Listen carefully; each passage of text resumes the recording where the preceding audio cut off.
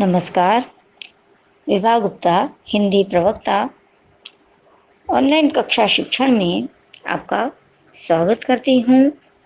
आज कक्षा 12 विषय हिंदी गद्य अशोक के फूल पाठ हम पढ़ेंगे, जिसके लेखक हैं आचार्य हजारी प्रसाद द्विवेदी।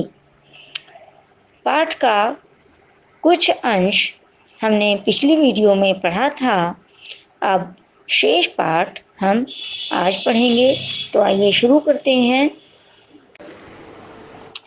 लेखक हजारी प्रसाद द्विवेदी कह रहे हैं कि इस संसार में जो कुछ भी हमें दिखाई दे रहा है, सभ्यता, संस्कृति, वो सब सदैव परिवर्तनशील होती हैं। यानी आज जिस संस्कृति को, जिस सभ्यता को हम बहुमूल्य मानते हैं, क्या वो हमेशा ऐसी बनी रहेगी? समय परिवर्तित होगा और उस परिवर्तित समय के अनुसार जैसी संस्कृति उस समय प्रचलन में आएगी, जिसकी आवश्यकता होगी, उसी को मान सम्मान मिलेगा और इसको हमें छोड़ना ही होगा। सम्राटों, सामंतों ने जिस आचार निष्ठा को इतना मोहक और मादक रूप दिया था, वह विलुप्त हो गई। यानी सम्राटों ने, सामंतों ने जिस भोग विलास की और चाटुकारिता की संस्कृति को जन्म दिया था, वो मन को मोहित कर देने वाली, लुभाने वाली और व्यक्ति को उन्मत्त कर देने वाली संस्कृति धीरे धीरे समाप्त हो गई। धर्माचार्यों ने जिस ज्ञान और वैराग्य को इतना महान समझा था, मतलब बहुत महत्व दिया था, वह लुप्त हो गया। इसके बाद के समय में धार्मिक चेतना का उदय हुआ था। धर्म के आचार्यों ने अपने समय में जिस ज्ञान और वैराग्य की भावना को बहुत महत्वपूर्ण समझा था, उसे प्रतिष्ठा दिलाई दी थी, समाज में उसकी प्रतिष्ठा स्थापित की थी, आज वो भी मिट गई। और मध्य युग के मुसलमान रईसों के अनुकरण पर जो रस राशि उमड़ी थी, वह वाष्प की भांति उड़ गई। यानी मतलब कोई भी चीज, धर्म हो, संस्कृति हो, ये समय के साथ साथ परिवर्तित होते रहते हैं। तो ऐसे ही संस्कृति भी देश में विद्यमान थी। ये कोई नहीं जानता, जब वो भी भाप की तरह से उड़ गई। मध्य के मुसलमानों, रईसों के अनुकरण पर जो जिस भावना को सम्मान मिलने लगा था, आज मुस्लिम शासकों की देखा देखी के कारण कामुकता पर लोग आधारित हो गए थे। रसिक संस्कृति का ज्वार उमड़ पड़ा था समाज में, लेकिन समय अपने साथ उसे भी वाष्प बनाकर उड़ा ले गया। समय के ताप में वो संस्कृति भी भाप बनकर विलुप्त हो गई। हमारी जो वर्तमान संस्कृति है, उसका ढांचा तो मध्ययुगीन कामुकता से निर्मित है और उसकी देह व्यावसायिकता से प्रफुल्लित है। यानी ये जो आज का युग है ना, ये व्यावसायिक युग है। तो ये व्यावसायिक युग भी ऐसा का ऐसा नहीं बना रहेगा, यहाँ भी सब कुछ परिवर्तित हो जाएगा। एक समय ऐसा आएगा कि हमें जो वर्तमान में संस्कृति है, जो कुछ भी चल रहा है, उसे हमें त्यागना होगा। तो ये व्यावसायिक संस्कृति का कमल भी मुरझाकर नष्ट हो जाएगा, क्योंकि संसार में समय सबसे बलवान है। इसके पाद प्रहार से कोई भी नहीं बचता। समय की जो विनाश लीला है ना, वो सबको विनष्ट कर देती है। कुंठाग्रस्त व्यक्ति बिना कुछ सोचे समझे अपने धुन में सब कुछ उल्टा सीधा करता चला जाता है। ठीक वैसे ही अपनी विनाश मंडली के साथ भीषण नृत्य करता रहता है। ये अनम महाकाल के प्रत्येक पदाघात में धरती धसकेगी। उसके कुंड नृत्य की प्रत्येक चारिका कुछ न कुछ लपेट कर ले जाएगी। मतलब ये जो समय है, ये इससे कोई भी नहीं बच सका। इस संसार में सभी कुछ नश्वर है। संसार की नश्वरता के विषय में लेखक कह रहे हैं कि संसार में सभी कुछ नश्वर है। आज जो कुछ भी हमें दिखाई दे रहा है सब एक न एक दिन समाप्त हो जाएगा, नष्ट हो जाएगा, चाहे सूर्य हो, चंद्रमा हो या पृथ्वी हो। समय का चक्र सभी को अपने आप में समाहित कर लेता है। एक दिन ये सारी पृथ्वी भी उसके प्रहार से नहीं बच सकेगी। उसकी एक ही ठोकर से ये रसातल में धंस जाएगी और या फिर खंड खंड होकर नष्ट हो जाएगी। जब समय आएगा तो उसके पद के आघात से, महाकाल के प्रत्येक पदाघात में धरती धसकेगी, मतलब कि सब कुछ परिवर्तित हो जाएगा। और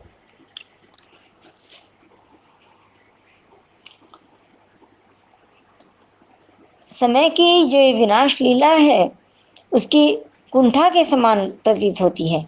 जैसे कोई कुंठाग्रस्त व्यक्ति बिना कुछ सोचे समझे अपने धुन में कुछ भी उल्टा सीधा करता चला जाता है, ठीक वैसे ही समय अपनी विनाश मंडली के साथ भीषण नृत्य करता है। काल यानी समय उसकी मंडली की प्रत्येक सेविका का ना, प्रत्येक चारिका कुछ ना कुछ लपेट कर ले जाएगी। मतलब प्रत्येक जो उसकी समय की सेविका होगी, विनाश लीला जिस समय होगी तो उस विनाश मंडली की जो प्रत्येक सेविका कुछ ना कुछ अपने साथ ले जाती है और उस वस्तु का अस्तित्व फिर समाप्त हो जाता है। सब बदलेगा, सब विकृत होगा, सब नवीन बनेगा। यानी उस वस्तु का जो अस्तित्व है वो जब समाप्त हो जाएगा वो हमारे त्यागने योग्य हो जाएगा। इसलिए आज जो कुछ भी नया है, स्पष्ट है ये तथ्य कि कल वही पुराना होकर नष्ट भ्रष्ट हो जाएगा, हमारे त्यागने के योग्य हो जाएगा। उसका रूप विकृत होकर यानी परिवर्तित होकर हमारे सामने आएगा और जो पुराना रूप है वो हमारे लिए त्याज्य हो जाएगा और फिर उसके स्थान पर सर्वथा नवीन का निर्माण होगा। सब नवीन बनेगा, सब कुछ नया होगा। तो समय को सर्वशक्तिमान बताया गया है और कहा गया है कि समय के प्रहार से कोई भी व्यक्ति कभी बच नहीं पाता है। कोई आज काल का ग्रास बना है तो किसी को कल उसका ग्रास बनना ही पड़ेगा। भगवान बुद्ध ने मार विजय के बाद, मार जो है ये मदन कामदेव का पर्याय बताया गया है, वैरागियों की पलटन खड़ी की थी। असल में मार मदन का भी नामांतर है। अभी बताया ना मैंने, कैसा मधुर और मोहक साहित्य उन्होंने दिया था। पर न जाने कब यक्षों के वज्रपाणी नामक देवता इस वैराग्य प्रवण धर्म में घुसे और बोधिसत्वों के शिरोमणि बन गए, मतलब उन्हें महत्व मिलने लगा। फिर वज्रयान का अपूर्व धर्म मार्ग प्रचलित हुआ। त्रिरत्नों में तीन जो रत्न थे, मदन देवता ने आसन पाया, मदन देवता को, काम देवता को आसन मिला। वह एक अजीब आंधी थी, मतलब वो भी एक समय था। इसमें बौद्ध बह गए, शैव बह गए, शाक्त बह गए। यानी बौद्ध धर्म के उपासक, शैव धर्म के उपासक, शिव जी के उपासक, और शाक्त यानी जो शक्ति के उपासक थे वो सब बह गए। यानी कि उनकी ओर से लोगों का ध्यान हट गया, है ना, उनकी प्रतिष्ठा उतनी नहीं रही। उन दिनों श्री सुंदरी साधन तत्पराणाम योगश्च भोगश्च करस्थ एव की महिमा प्रतिष्ठित हुई। काव्य और शिल्प के मोहक अशोक ने अभिचार में सहायता दी।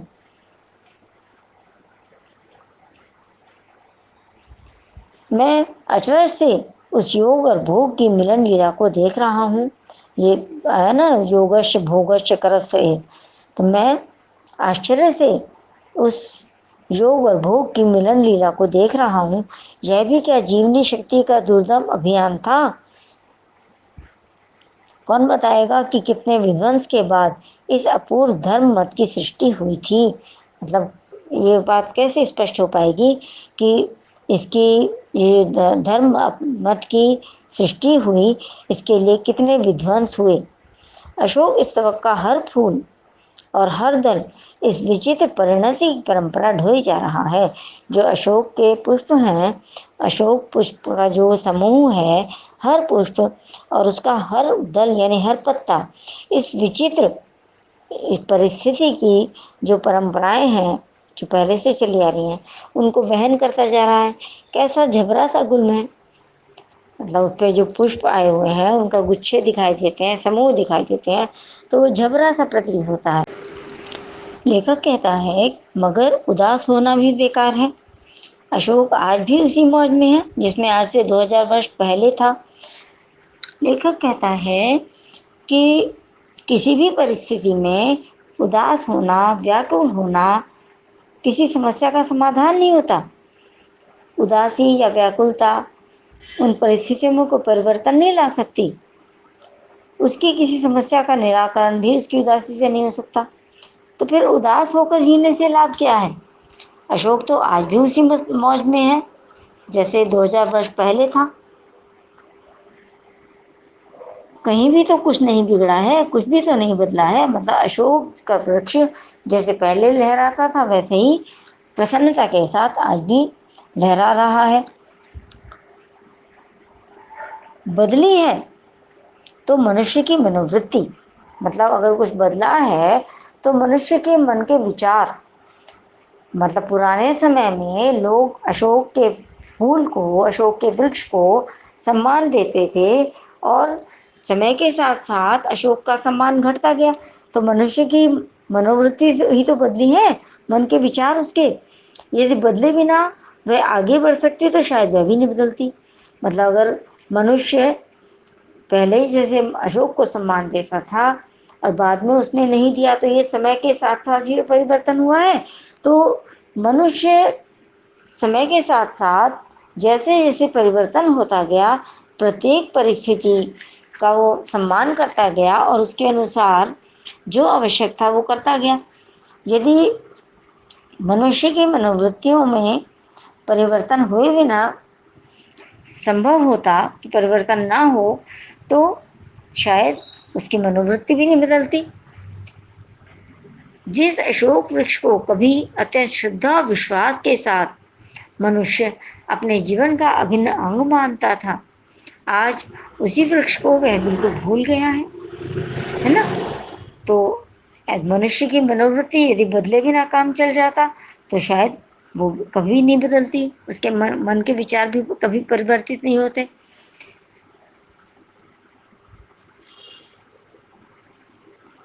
लेखक यहाँ पर स्पष्ट कर देना चाहते हैं कि मनुष्य की जो मनोवृत्ति है उसका बदले बिना काम नहीं चल सकता, उसका परिवर्तित होना आवश्यक है।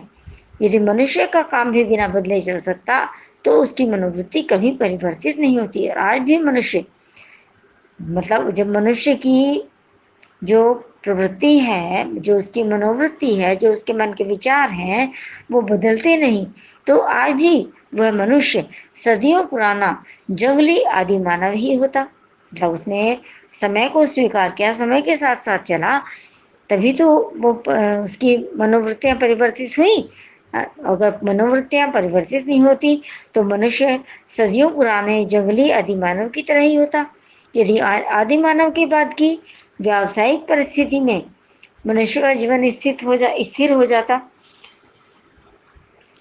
ये व्यावसायिक संघर्ष आरंभ हो जाता ना, यदि ना बदलती और व्यावसायिक युग आ जाता, व्यावसायिक संघर्ष आरंभ हो जाता, मशीन का रथ घर घर चल पड़ता, विज्ञान का सावेग धावन चल निकलता, तो बड़ा होना होता। लेखक स्पष्ट कर रहे हैं यहाँ पे कि यदि मनुष्य व्यावसायिक परिस्थिति में ही अपना जीवन स्थिर कर लेता, उसमें भयंकर व्यावसायिक संघर्ष होता आज। यदि इसके बाद विज्ञान का मशीनी रथ पूर्ण घर घर ध्वनि के साथ अपनी पूरी गति से दौड़ने लगता तो आज बड़ी विकट समस्या उत्पन्न हो सकती थी। लोगों के हाथों का रोजगार छिन जाता। मतलब जब मशीन का युग आ जाएगा तो फिर परिश्रम जो हाथ से करते हैं उसका तो कोई महत्व ही नहीं रह जाएगा। फिर तो लोगों के हाथों का रोजगार छिन जाता। केवल मुट्ठी भर लोग यानी कुछ लोग जो मशीनों के संचालन में कुशल होते, केवल वे ही सर्वसंपन्न होते, उन्हीं के हाथ में कोई व्यवसाय होता और शेष जो समाज है वो दीनहीन अवस्था में होता। तो कितनी बुरी स्थिति आ जाती। यानी मशीनीकरण को की ओर अपने तेजी से जो कदम बढ़ रहे थे यहाँ पर लेखक ध्यान आकर्षित करा रहे हैं कि भारतीय विचारधारा का उल्लेख करते हुए लेखक कह रहे हैं, जब गांधी युग में संपूर्ण विश्व मशीनीकरण की ओर अपने कदम तेजी से बढ़ा रहा था, लेकिन गांधी जी के नेतृत्व में भारत ने मशीनों के स्थान पर मानव श्रम को वरीयता दी। मनुष्य अपने परिश्रम से कार्य करे, मशीनों का सहारा न ले, तो उससे लोगों को व्यवसाय मिलेगा, लोग अपना कुछ कार्य कर सकेंगे और फिर अपने जो भी उनके कार्य होंगे वो सुचारू रूप से चलते रहेंगे। और जब उनके पास कोई व्यवसाय ही नहीं होगा, जब केवल मशीनी युग होगा, मशीन पर जो कार्य कर सकते हैं केवल उनको ही व्यवसाय मिलता और शेष लोग जो हैं वो दीनहीन अवस्था में रहते। तो इसलिए मानव श्रम को वरीयता दी महात्मा गांधी। लेखक यदि आज के मशीनी वैज्ञानिक युग की कल्पना करते, उन्होंने ऐसी कल्पना नहीं की थी, तो वे विज्ञान की धीमी गति की बात कभी नहीं करते। लेखक कहता है हम पिस जाते, मतलब जो भी ऊपर वर्णन आया है, जो केवल मशीनी युग होता और मानव श्रम को महत्ता ना मिलती, तो जो मशीन का प्रयोग करना नहीं जानते वो तो दीनहीन अवस्था में ही रहते। तो वो कह रहे हम पिस जाते, अच्छा ही हुआ जो वह बदल गई। मतलब मनुष्य की जो मनोवृत्ति बदली तो अच्छा हुआ कि वो मानव श्रम की ओर भी उन्मुख हुई। मनुष्य की भावना पूरी कहाँ बदली है, पर बदल तो रही है, मतलब पूरी तरह से नहीं बदली, परंतु परिवर्तन तो उसमें हो रहा है। अशोक का फूल तो उसी मस्ती में हंस रहा है। अशोक का फूल जैसे पहले प्रसन्नता पूर्वक पुष्पित पल्लवित होता था, ऐसे ही वो आज भी झूम रहा है, पुष्पित होता है, पल्लवित होता है। मतलब फूल आते हैं, पत्ते आते हैं। पुराने चित्र से इसको देखने वाला उदास होता है। मतलब पुराने चित्र से देखने वाले से मतलब कि जो लोग पुराने समय में इसे देखते थे उन्हें उदासी इसलिए होगी कि पुराने समय में अशोक को महत्व दिया जाता था, उसका सम्मान होता था, सभी क्षेत्रों में इसका सम्मान था। साहित्य, कला, शिल्प आदि सभी क्षेत्रों में उसको सम्मान दिया जाता था। पूजा पाठ में भी इसके फूलों का प्रयोग किया जाता था। और वर्तमान में इसका महत्व घटता जा रहा है, अब कोई इसको महत्व देता ही नहीं। तो जो लोग पुराने समय में इसे देखते थे वो लोग आज इसे देख के उदास होते हैं। अशोक तो आज भी वैसे ही प्रसन्न है, वह अपने को पंडित समझता है। पंडिताई भी एक बोझ है। देखो बहुत अच्छी पंक्ति है, पंडिताई भी एक बोझ है, जितनी ही भारी होती है उतनी ही तेजी से डुबाती है। जब वह जीवन का अंग बन जाती है तो सहज हो जाती है, तब वह बोझ नहीं रहती। लेखक स्पष्ट करना चाहते हैं कि पंडिताई या विद्वत्ता ये डुबाने वाला बोझ कहा गया है। जो कोरा वाग्जाल है ना, मतलब केवल वाणी से कोई शब्द बोल देना, शास्त्रों में कोरे वाग्जाल को शब्द ज्ञान मात्र को, यानी गधे की पीठ पर जैसे बोझ लाद दिया ना, अब उस गधे को तो उससे कोई संबंध नहीं होता, वो तो ढो रहा है उसे। तो ऐसे ही जो केवल शब्द मात्र है, शब्द का ज्ञान मात्र है, वो गधे की पीठ पर लदे हुए बोझ की भांति कहा गया है। लेखक पंडिताई को बोझ मानता है क्योंकि उससे जीवन की समस्याओं को सुलझाने में सहायता तो मिलती नहीं, अपितु वो एक उलझन ही पैदा करती है वो परिस्थिति। पांडित्य की गंभीरता जिस मनुष्य में होती है, जो उसे केवल वहन करता है, मतलब पांडित्य वास्तव में नहीं है और वो उसका बोझ वहन करता है, ऐसा व्यक्ति जल्दी ही डूब जाता है। कबीर ने भी इसके विषय में कहा है, हल्के बनोगे तो तैरते रहोगे, भारी बनोगे तो जल्दी डूबोगे, कहीं पता भी नहीं चलेगा। मतलब कि जब तक ये पांडित्य, विद्वत्ता व्यक्तित्व पर बोझ स्वरूप रहता है, मतलब वास्तविक रूप में तो ज्ञान नहीं है, केवल हम उस ज्ञान का बोझ मात्र ढो रहे हैं, है ना, तो तब तक वो बोझ स्वरूप रहता है और तभी तक उलझन रहती है। लेकिन जब वह ज्ञान व्यक्तित्व में घुल मिलकर व्यक्तित्व का एक भाग बन जाता है, तब अत्यंत हल्का हो जाता है और जीवन को देखने के लिए एक नई दृष्टि भी देता है। तब उसे का बोझ भी नहीं ढोना पड़ता ज्ञान का बोझ तो तभी तक ढोना पड़ता है ना, जब ज्ञान वास्तविक रूप में नहीं है और केवल कोरे शब्द ज्ञान मात्र को ही ज्ञान समझा जाए, है ना, तो उसका तो बोझ ही ढोना कहा जाएगा। और तब उससे उदासी की भी अवस्था नहीं रहती, वह उस अवस्था में उदास भी नहीं करती।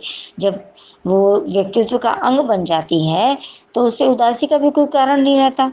कहाँ अशोक का कुछ भी तो नहीं बिगड़ा है भाई। अशोक तो जैसे पुराने समय में फलता फूलता था, ऐसे ही वो आज भी फलता फूलता है।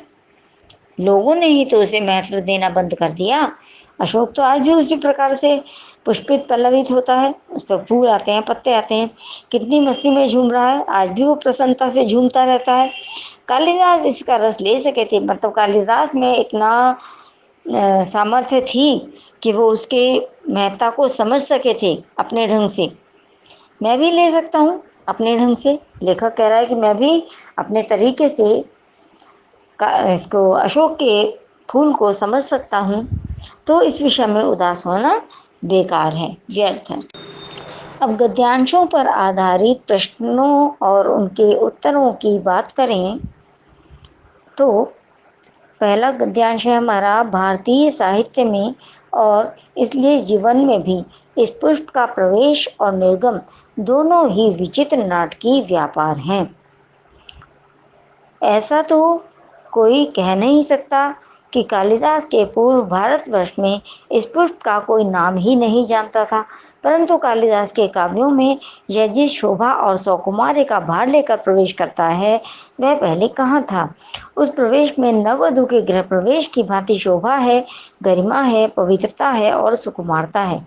फिर एकाएक मुसलमानी सल्तनत की प्रतिष्ठा के साथ ही साथ यह मनोहर पुष्प साहित्य के सिंहासन से चुपचाप उतार दिया गया। नाम तो लोग बाद में भी लेते थे, पर उसी प्रकार जिस प्रकार बुद्ध विक्रमादित्य का अशोक को जो सम्मान कालिदास से मिला वह अपूर्व था। देखिए, पहला प्रश्न तो है गद्यांश के पाठ और लेखक का नाम। पाठ है अशोक के फूल, पाठ का नाम, और लेखक का नाम है हजारी प्रसाद द्विवेदी, आचार्य हजारी प्रसाद द्विवेदी। प्रश्न सेकंड है रेखांकित अंश की व्याख्या कीजिए। अभी पाठ हमने पढ़ा है तो व्याख्या आप स्वयं कर सकते हैं। अब प्रश्न थर्ड, अशोक का पुष्प कालिदास के महाकाव्य में किस भांति शोभा पाता है। अशोक का पुष्प कालिदास के महाकाव्य में नववधू के गृह प्रवेश की भांति शोभा पाता है। ठीक है। अब अगला प्रश्न फोर्थ, अशोक के पुष्प को कब साहित्य के सिंहासन से उतार फेंका गया। मुसलमानी सल्तनत की प्रतिष्ठा, अभी हमने पढ़ा ना,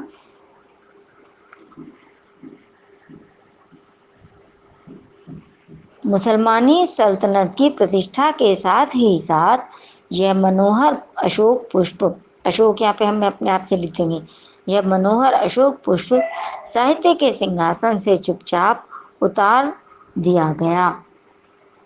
प्रश्न में फेंका गया है, फेंका गया लिख सकते हैं उत्तर में। फिर प्रश्न फिफ्थ, ये लेखन ने नहीं लेखक ने किसे विचित्र नाटकीय व्यापार बताया है। अशोक के पुष्प का प्रवेश हुआ, लोग उसे महत्व देते थे और फिर उसका महत्व कम हो गया, लोगों ने उसे सम्मान देना बंद कर दिया। तो यानी लेखक ने भारतीय साहित्य और भारतीय जीवन में अशोक के पुष्प के प्रवेश और उसके निर्गमन, उसका निर्गम हो जाना, चले जाना, दोनों ही को विचित्र नाटकीय व्यापार बताया है। लेखक ने अशोक के पुष्प के भारतीय साहित्य और भारतीय जीवन में प्रवेश और निर्गम को विचित्र नाटकीय व्यापार बताया है। अगला गद्यांश है, कहते हैं दुनिया बड़ी भुलक्कड़ है, केवल उतना ही याद रखती है जितने से उसका स्वार्थ सधता है, बाकी को फेंक कर आगे बढ़ जाती है। शायद अशोक से उसका स्वार्थ नहीं सधा, क्यों से वह याद रखती? सारा संसार स्वार्थ का अखाड़ा ही तो है। यहाँ भी प्रश्न फर्स्ट है, उपर्युक्त गद्यांश के पाठ और लेखक का नाम लिखिए। तो पाठ का नाम है अशोक के फूल, लेखक का नाम आचार्य हजारी प्रसाद द्विवेदी। प्रश्न सेकंड है, रेखांकित अंश की व्याख्या। पाठ पढ़ चुके हैं, यहाँ पर रेखांकित अंश डाल के उसकी व्याख्या करनी है। प्रश्न थर्ड है, अशोक को विस्मृत करने का आधार किसे माना गया है? तो अशोक को विस्मृत करने का यानी भुला देने का आधार मनुष्य की स्वार्थ वृत्ति को, जो उसकी स्वार्थ की भावना है, माना गया है। अशोक को विस्मृत करने यानी भुलाने का आधार उसकी स्वार्थ भावना को माना गया है।